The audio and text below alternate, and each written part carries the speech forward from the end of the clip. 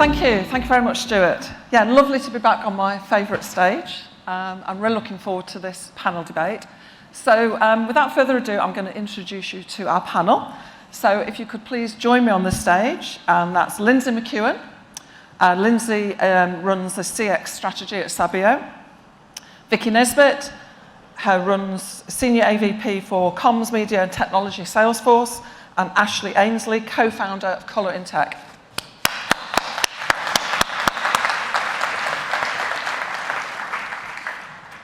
Thank you very much, guys. Thanks for giving up your time today to share your experience. So the way that I'm going to run this is I've talked to a few of you this morning about the topic and got an idea of the things that you're looking to hear. So I'm going to pose some questions to these guys, and I'm going to keep the conversation going for about 15 minutes, and then hopefully come out onto the floor and take some questions direct, although you're quite difficult to see. Oh, okay, that's not too bad.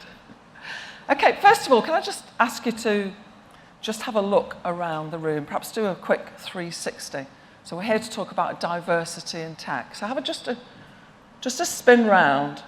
Just have a look around the room and think about how diverse the room is. A few puzzled faces, a few shrugging of shoulders. The fact is, it's too difficult to tell, really, because diversity is diverse itself, isn't it? It's not just about gender, and it's not just about race. It's more complicated than that.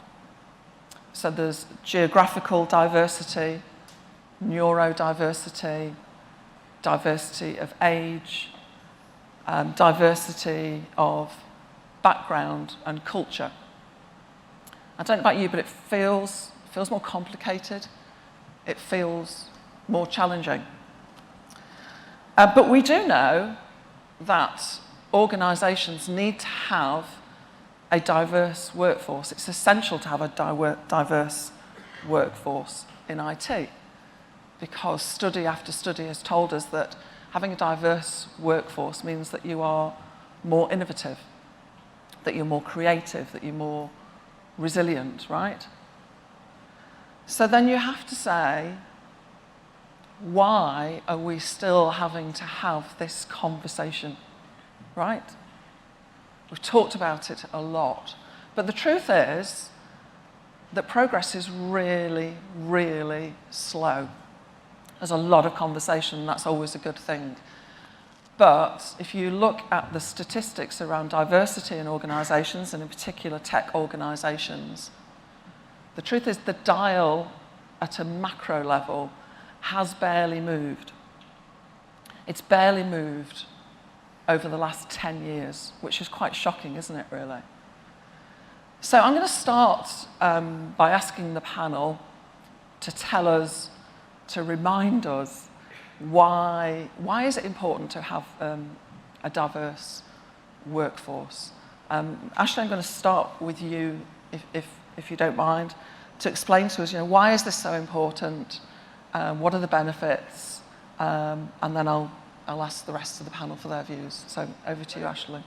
Amazing. So thank you so much. So for those who are a bit less unfamiliar with my work, I run Colour in Tech. We're a not-for-profit based in London, and we run a number of programs, events, content initiatives with some of the world's biggest tech companies. So like the Salesforce, but also Microsoft, Google, Facebook, etc.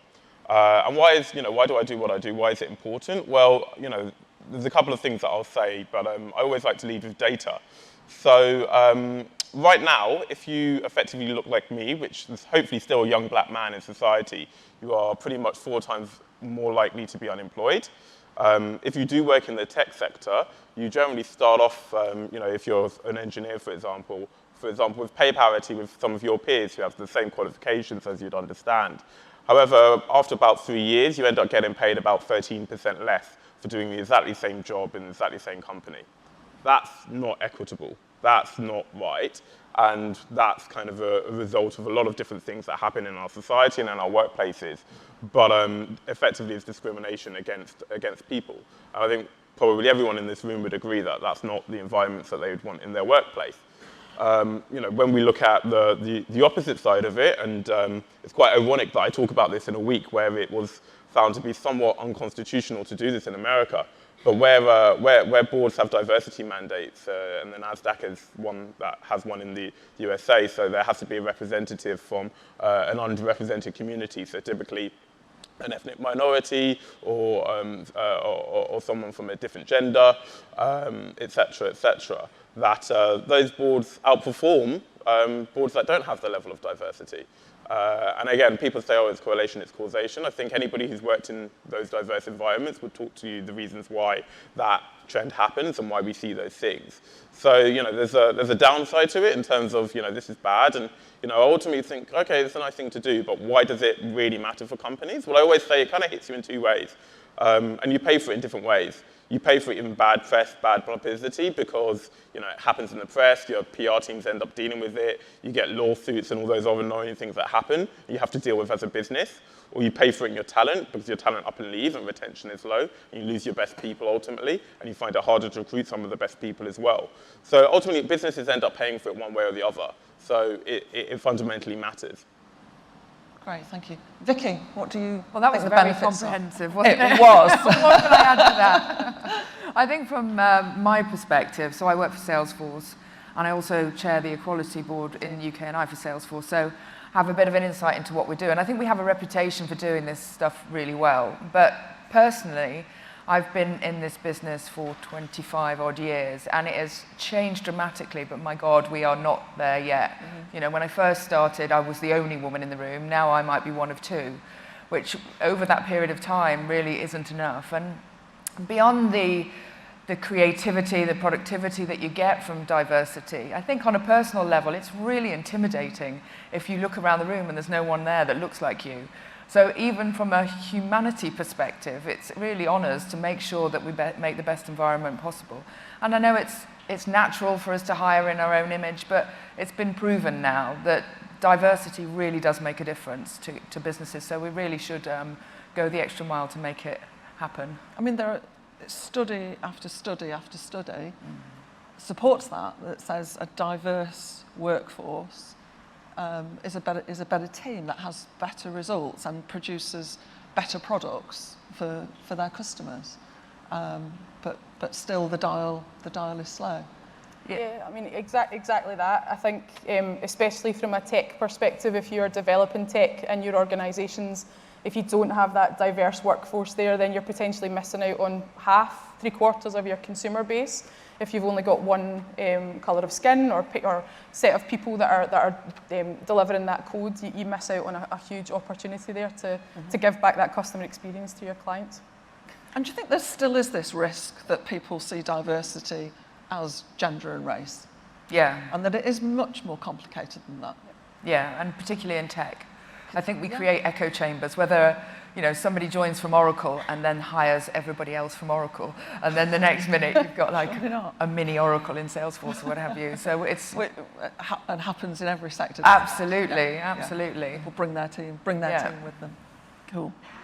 Okay, so if we accept that diverse workforces are more productive, more innovative, more resilient, more everything, actually, not seeing any downsides, then what's the secret to getting diversity right in an organisation? Lynsay, if I can start you on that question, is there one? Is there a secret? Is there a silver bullet? Yeah, I mean, I think there's two main things you can do. I don't think there's a secret sauce or one solution fits everyone. From a company perspective, you can try and establish that sense of belonging, making sure everyone feels comfortable to bring their true self to work, as people call it. Leading from the front, so it doesn't have to come from the top down. It doesn't have to be an executive mandate around being diverse and inclusive. I always say be the change that you want to see, so it doesn't have to start from the top. It can start from anyone in the organisation and just talk about it. Don't make it data-driven all the time. These are people you're dealing with. This is, people's lives and how they, feel and act, and you don't want to make it just about stats and statistics because that just, it doesn't give it the same authenticity. It's not a one-off exercise, so it's not a give everyone some diversity training and then you move on. You always want to be learning and growing and understanding different cultures and people and how people work. And try to make it fun and not fearful. I think one of the other questions you're going to ask is about the blockers, and a lot of it's around fear, and you want to try and make it that inclusive workplace and for people to be able to come and speak up and tell you about their experiences and make it that really kind of diverse workplace. But then second to that, you can have all the policies in the world and everything, blind recruitment and all that sort of stuff. But unless you're putting yourself out there as an organisation and showing people what you can do as an organisation, you're not going to get that pipeline through to give you that diverse workforce. You're going to continue to move, people from other organisations. You're going to continue to hire people that look like you and think like you. So it's getting yourself out there, putting yourself out in front of other diverse organisations and learning from them. But yeah, really just kind of making it as inclusive as possible. Yep. And I think you're right when you say people are talking about it. Yeah. And it's great. I mean, a lot of very difficult, tough topics, just to start the conversation, start talking about them is good. I guess my challenge, though, is we've been talking about this for a long time. And so it needs to be backed up by some corporate action. And yes, change can come from anywhere within the organisation. Any good change does. Vicky, the results you've got in Salesforce, I mean, they're kind of held up there, aren't they? Yeah. As a great organisation in terms of diversity. What were the enablers that were put in place or that you observe now that have helped make that happen? Well, I think you're absolutely right. You can't just hope that it's going to change. So as part of the Equality Board, so what we've actually done is set up a separate board outside of HR that is made up of people within the business. And within that board, we have different work streams, one for gender, one for ethnicity, one for what we've called cross-cutting, which is a bit of a catch-all for everything else, because cognitive diversity goes way beyond the obvious. And I think if you really want to be innovative, you've got to embrace all of that. And then within those work streams, we have very definite initiatives that we drive and we do measure. I agree it's not all about the data, and one of the problems is how do you measure these things, because you've got to provide an environment where people want to stand up and say, actually, yeah, I am this person, I identify in this way, and I'm comfortable to be authentic in work, which is hard enough to start with. So we have very active groups of people who drive these initiatives forward, whether it be for recruitment, for example. So we've started up a buddy scheme where somebody is aligned with somebody like them during the recruitment process, because there's studies that women don't get through first interview or don't get through the panel, or they turn up and the panel is 4 white men, and that don't perhaps perform to the best ability. So by buddying them up and they're able to share their experiences through the process, and we're getting a lot more success through that. So it's those specific activities that we're going for. I agree it's about getting the subject out there, and I would say to all those allies out there, it's not on the minority to stand up and be counted, it's on all of us. So if you're in a situation which is uncomfortable for whatever reason, it would be great if the allies stood forward and said, maybe that's not what we should do here, because I feel that if you are in a minority, it's kind of it's put upon you to be the champion and to stand up and to fight for your rights. Well, not everybody wants to do that. That's not the way we're all built. So I think it's on all of us in this room to really make sure it's a good environment so people can be authentic. And to help people have that voice. Yeah. Woo, thank you. We like clapping, we'll have more of that. Ashleigh, you're an absolute champion for diversity and speak at many events. You must see many enablers in different types of organisations. Is there something that you want to add to that? Yeah, I think the dialogue started with a lot of people thinking, okay, there were some really easy silver bullets and that this would suddenly change things. And the reality is, it's like getting results in most business things. Unless they're intentional, unless they're systematic, unless they're part of the everyday fabric, they're not going to be enduring, they're not really going to last, and they're not going to make a substantial difference to kind of whatever you're measuring. And it's the same, this is it's an organization, it's a culture, it's a people challenge ultimately. So it's got to be treated as something which is as fundamental to that part of the business as well as everybody. Hands up just for my observation, how many people have hired people in the room? How many people have gone through that experience of hiring? Exactly. So we all know how difficult and challenging and time-consuming that can be. And that's obviously time taken away from the other activities that you also do in your jobs. Now, getting that right is so fundamentally important to the organization's success. You didn't want to then go through all that effort and energy to hire great people into your organization for them to turn around and say, oh, I don't like it, I want to leave. And then you've got to go through that whole thing again. So there really needs to be an emphasis on how do we create inclusive cultures and how do we actually spend that time and intention doing that. Because for most businesses, it's cheaper to retain great talent than it is to go out and find them and hire them again. And you don't want to keep that cycle going. I'm going through that process myself. It's a massive pain sometimes to go and make sure that it's right. So when you do get it right, don't waste that time and effort and that energy. Mm-hmm. So we've really got to be intentional. We've got to build things that are enduring in order to make that happen. I think just to add to that, though, it's not just about getting them in, because when you start looking further up your organisation, there's less and less diversity. Yeah. So I think you've got to take what you do with the recruitment and really apply it when it comes to promotion and talent, because I know we all suffer with imposter syndrome and we all have our own, challenges to bear. But actually, you see, as I said with the boards, the further up you get, the fewer, the less diverse it is. And without actually having the decision makers being diverse, you're going to get the same decisions where everybody looks at each other and goes, yeah, we're right, we all think the same. Let's agree to do exactly what we're doing now. And without pushing that diversity up, we won't change things further down.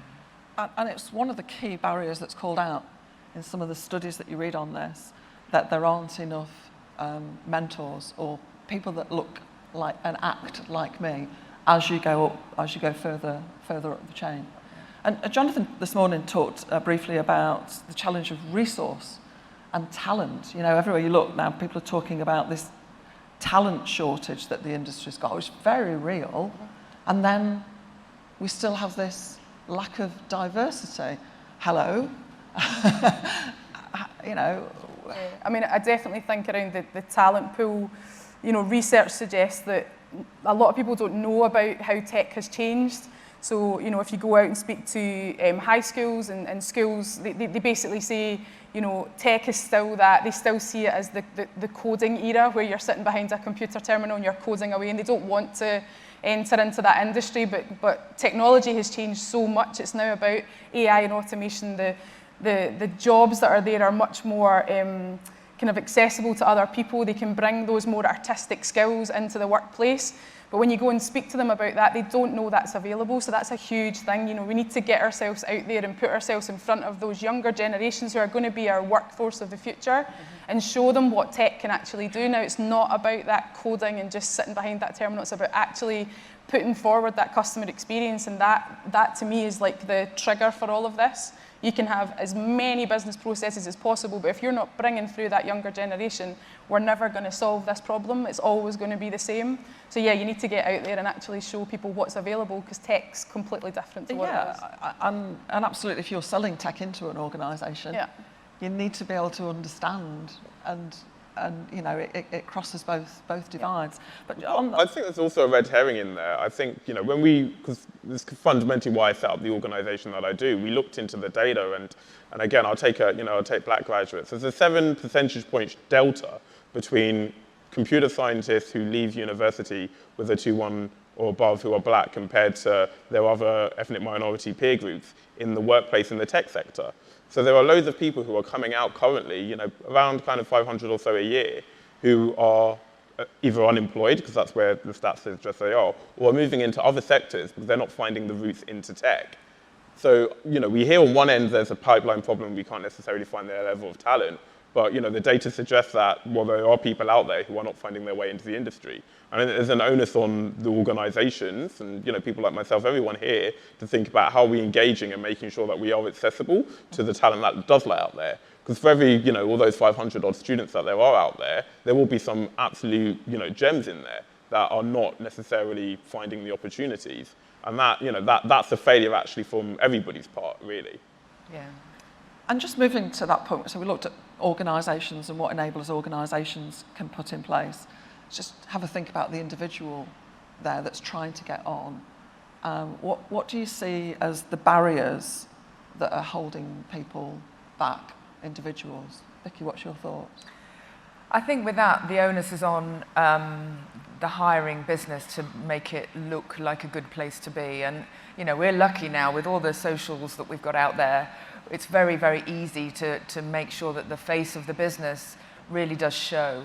But I think then once you get into that recruitment process, you have to walk the walk. You know, it's no point us saying that sustainability, equality, and trust are 3 of the key values of Salesforce if we don't actually believe it and act upon it. So we have to go the extra mile to make sure that we really, really do believe that. And then I think it's simple things like language. We've done quite a lot of work with within Salesforce to look at our job descriptions, and you know, I don't want to dig at the white men in the room, but they maybe wrote these things 5-10 years ago and they've not been looked at again. And it's all like, I need somebody with 5 years experience in selling software in this industry, and the only people who've got that are people who've been around for a long time, and it becomes a self-fulfilling prophecy. Even to the point that with our pre-sales, we call them solution engineers. How many women are really going to want to go for solution engineers when it's actually a more of a solution consultant role, and the skills required aren't really engineering skills, they are far more sales skills and customer-facing skills. So it's on us to make sure that the way that we are seen, the language we use, and then the processes that we have around us are inviting. And you make a good point there.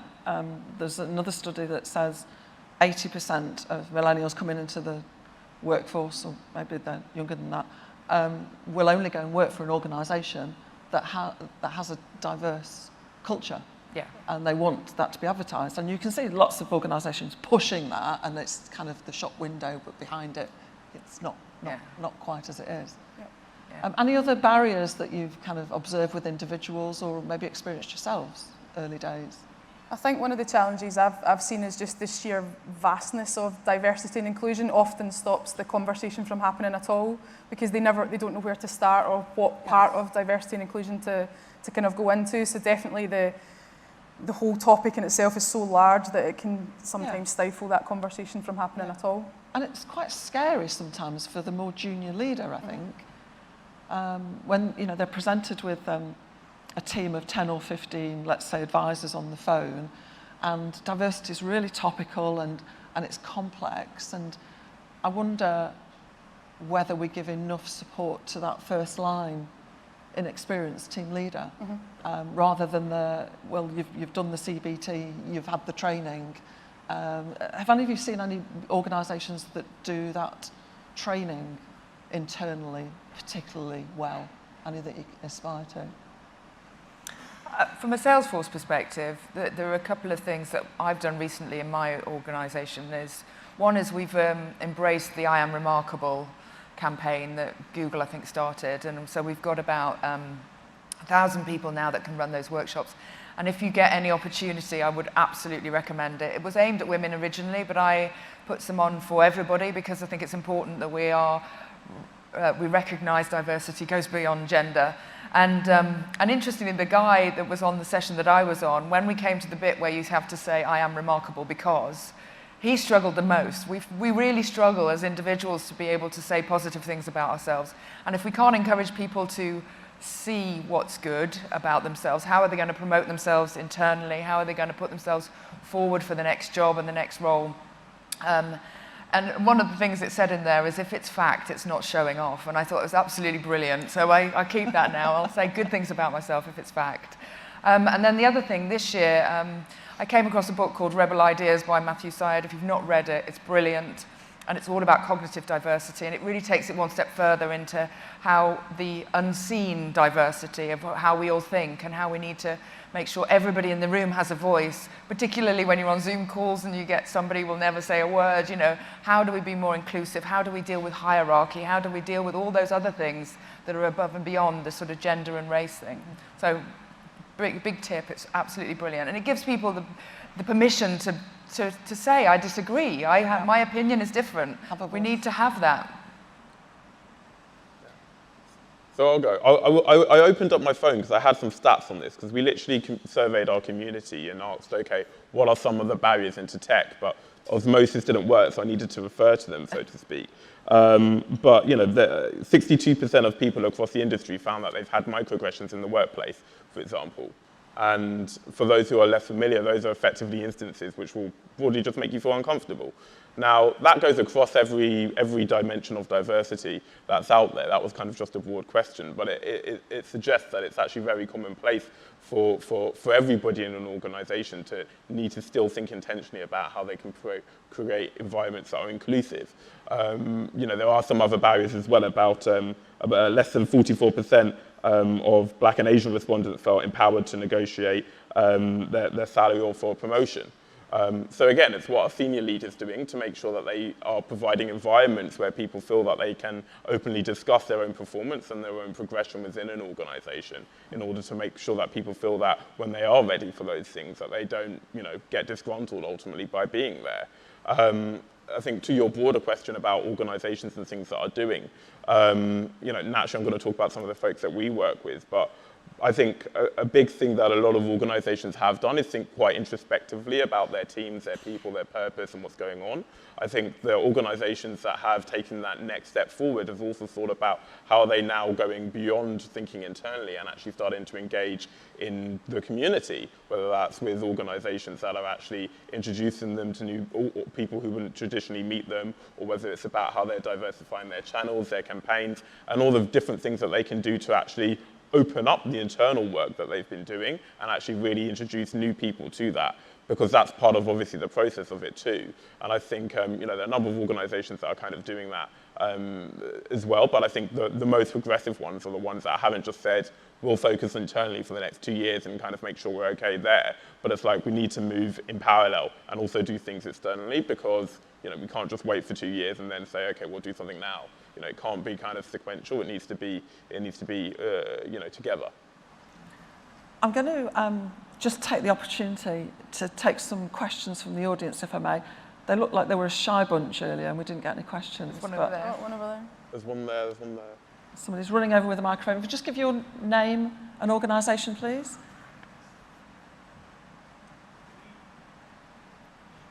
Hello. Hello. I promise I'm not going to sing.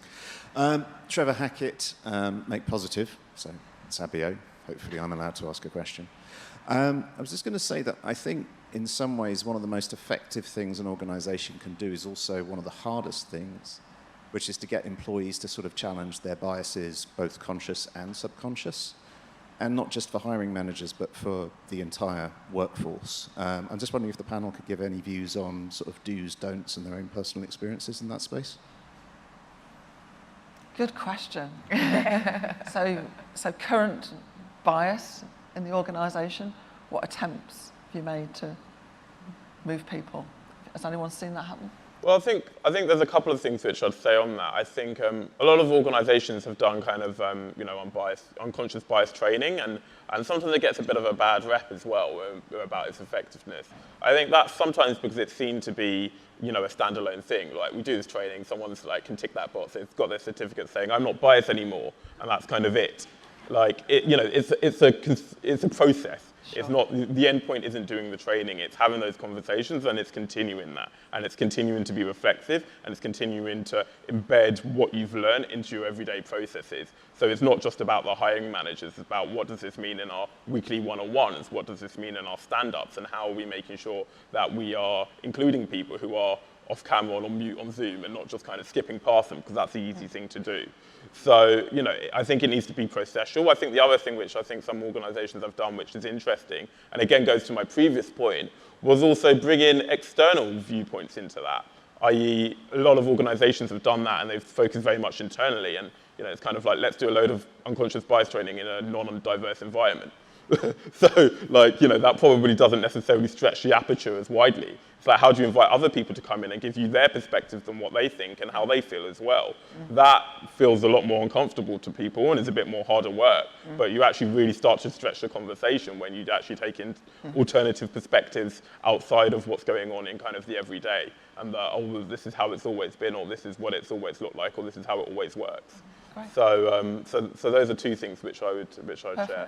Thank you. I think the one thing I would add to that, though, is that I heard anyway, I got it from somewhere, was the actual phrase unconscious bias as being a bit of an oxymoron, because we all do have a bias, but it's not unconscious. And I think once you actually forgive yourself or admit it to yourself, or you're honest with yourself, this is my bias, then you can do something about it. If you say it's unconscious, we're kind of excusing ourselves from behaving badly, and actually that's not the way to do. Yeah. So I would just recognise it and move forward anyway. Yeah, I fully agree with that. I think unconscious bias gives you an out to have that bias, and you're right, everyone has them. And as a woman in tech, I could spend 45 minutes talking to you about my career and all the unconscious bias that has happened in that time. But it's calling it out, and I think it's taking away the fear or the kind of stigma of, you know, having that conversation with people. If you accept it and take it as a learning experience, that, you know, you can have those conversations about how a meeting might have made you feel, or where you've had that experience, it all of a sudden doesn't become this stigma, it just becomes a conversation. And like you were saying earlier, why are we still having these conversations, you know, 10 years down the line? It's because we still see it as such a terrible thing to talk about, and, you know, we can't, what if we upset someone, or what if we say the wrong thing? If you come into that conversation with the best intentions, people are never going to see it as the wrong thing to say. They're going to help educate you and move you forward in that conversation. So yeah, don't be scared to have the conversations in the first place, would definitely be what I would suggest. Thank you. One more question? There's one over there. Oh, over there, yeah. Oh. Joe. Oh. Oh. Oh, right down the front. I'll get better at this. You've got your steps in. You can't really miss the noisy one in the corner, can you? Hi, I'm Sarah from Skipton Building Society. I just wanted to say I really enjoyed this panel discussion, and I think it's fantastic that it's been given a headline in Disrupt, so thank you all very much for that. For me, what I wanted to call out was how great it is that you're talking about cognitive diversity, because it is so easy to fall down into that space. So, majority of the time, cognitive diversity is a lot easier to spot. There's a lot less external that can actually help us with that. So my question is, how do you kind of get to that space where you're recognizing cognitive diversity within your workforce? Because it's highly likely that a lot of people have more diversity than we're aware of. Tricky one, that one. I think you have to look at background of hiring. I think we've made a conscious decision not to have everybody having a degree. Even it does mean that you come through and you just take the best of the graduates, and then there is no other background. So we've got apprenticeships going on now. We do an awful lot with what we call Future Force, which is about bringing young people in. I think we do reverse mentoring, so the younger population of Salesforce get to say what they really think to the senior leadership team. And I'm trying to, with the Equality Board, do a shadow board now, so that we can actually have people making decisions and taking responsibility and generating actions that are from a wholly different kind of background than what you would traditionally think. But it's a slow process, because we do like people who are like us. It's just human nature. So we have to, you know, actively talk about, well, I'm not going to hire from, so I'm in a sales organization, I'm not going to hire from Oracle, SAP, Microsoft. I'm going to actually go to agencies because I run media, or I'm going to go to the telcos and I'll hire out for the telcos. And over time, it's meaning that we've got more diversity coming in that is less obvious and more challenging. It's more fun as well, it really is. We don't all want to be the same. Yeah, I'd just say it's about creating spaces where people have the ability to kind of express things. And that doesn't necessarily mean in the formal environments, but it can be something that people do, again, in their catch-ups of their usual one-on-ones. Like, just take this is the standard way that we've always gone through our stand-ups. Like, let's put someone else in charge and actually see if they come up with a different way of thinking about some of the challenges that we have. That can just be an every weekly thing that happens, but why does it need to be done the same way? Like, can we challenge ourselves to do things differently? And that part of the learning might be, actually, that's not the best way to do it. And part of the learning might be, I never thought about it, but actually that's a great way to do it. Or at least it keeps everyone engaged, and it provides a benefit that I didn't really consider. So, I think it's about being intentional about the spaces that you create to try and encourage divergent thinking. Look, sadly, we've slightly run over. I could stay up here all day chatting to you guys because you've got so much experience, and I think it's a topic that people are really interested in, but sadly I need to bring it to a close. So just to say thank you so much for your contribution. I know that people want to talk to you in the break. The final thing I'd like to leave you with really is to say, when you're travelling back home this afternoon or tonight, really give it some thought about what is happening in your organisation and what you are doing to help this. You know, there's a real call out in lots of the studies that there were not enough mentors. So ask yourself, you've got here, you're probably all in this room because you've got there. So please don't pull up the ladder behind you. Yeah? Who else is out there that you should be helping? And if we can all go back and make some difference in our organisation, and hopefully in a year's time, we'll be talking about that dial having moved a bit more. Thank you very much. Thank you.